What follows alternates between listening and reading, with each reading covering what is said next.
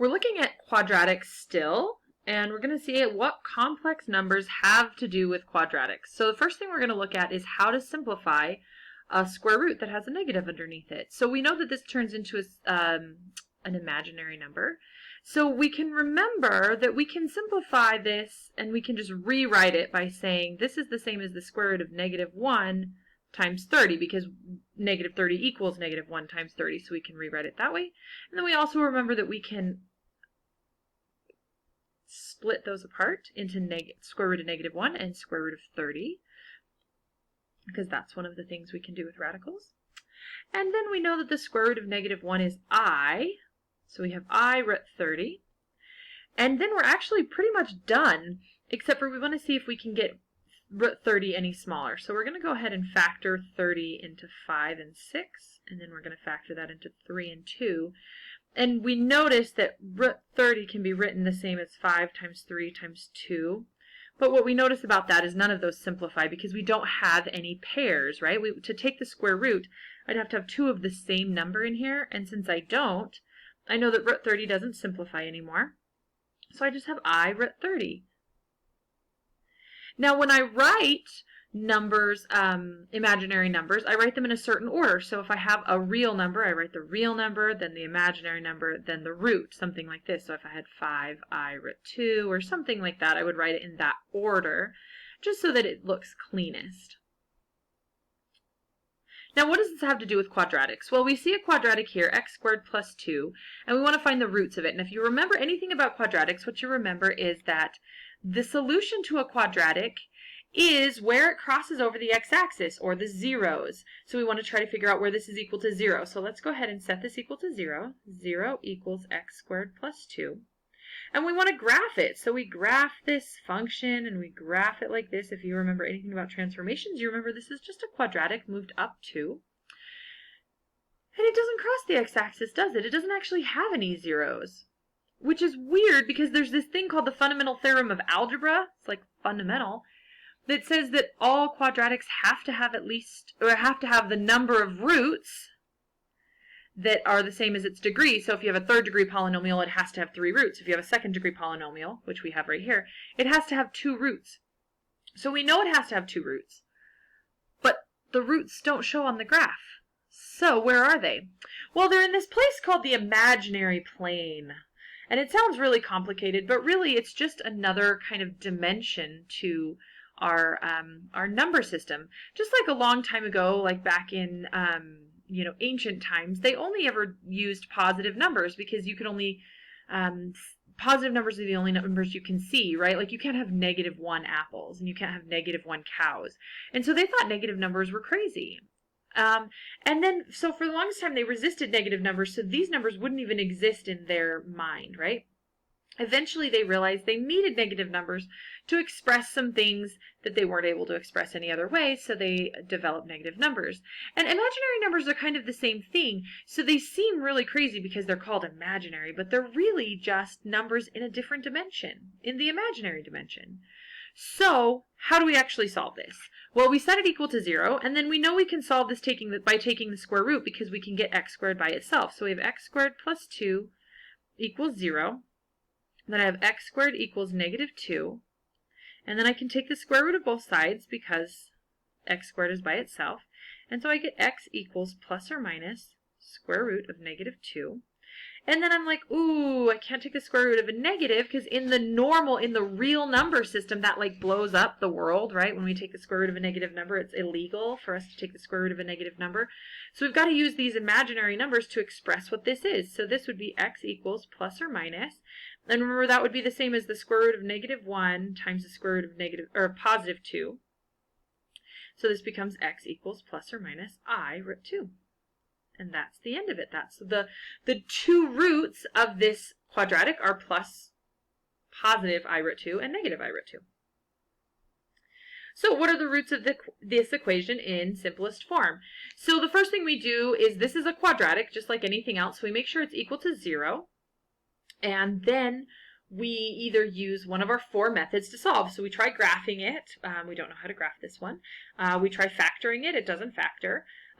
We look at taking the square root, but we can't do that because it has a 4x in here, and so x squared would have to be by itself, and it's not.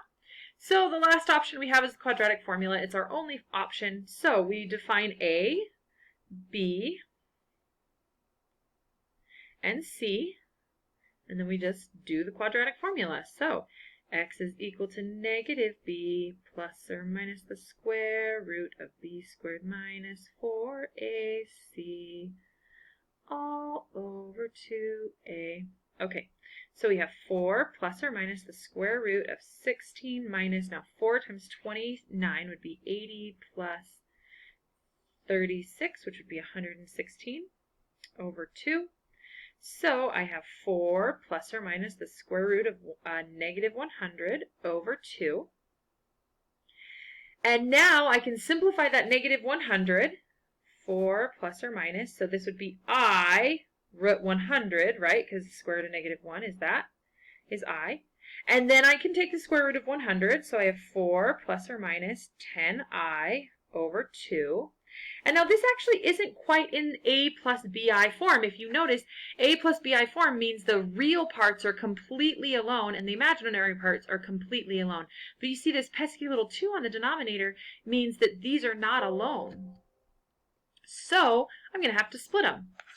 So I just have to divide both terms by that. So I have 4 over 2 plus or minus 10I over 2.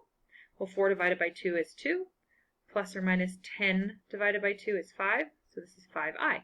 So the answers to this quadratic are 2 plus or minus 5I. That's two different equations, 2 plus 5I and 2 minus 5I. So if you were doing this in something like Delta Math, you would put both of those answers in 2 plus 5I, 2 minus 5I. All right, let's look at the next one. We have the roots of this equation. So we have a equals 9, b equals 6, and c equals 2. So we have x is equal to negative b plus or minus the square root of b squared minus 4ac all over 2a. So we have negative 6 plus or minus the square root of 36 minus, let's see, so that is 36 times 2, which is 72 over 18. So I have negative 6 plus or minus the square root of negative 36, because I just simplified that, over 18. Well, the square root of negative 36 would be 6i. So I have negative 6 plus or minus 6i all over 18. And then it's not in a plus bi form yet. I need to split it. So I have negative 6 over 18 plus or minus 6i over 18. You probably can't see that behind my head. So then I take that, and I can simplify it even more because 6 and 18 can both be divided by 6. So I have negative 1/3 plus or minus 1/3 I. And that is in simplified form. Again, I could put it in two different. I could put it plus negative 1/3 plus 1/3 I and negative 1/3 minus 1/3 I. All right, finally we have this one. And the first thing I noticed that this isn't in the regular form. This isn't like ax squared plus bx plus c equals 0. So I cannot solve a quadratic unless it's equal to 0. So I got to do that. I'm going to get this equal to 0. So I'm going to have 2x squared minus 13x plus 25 equals 0. So I have x is equal to negative b plus or minus the square root of b squared minus 4ac all over 2a. Okay, so I simplify that and I get 13 plus or minus the square root 169 minus 200 all over 4.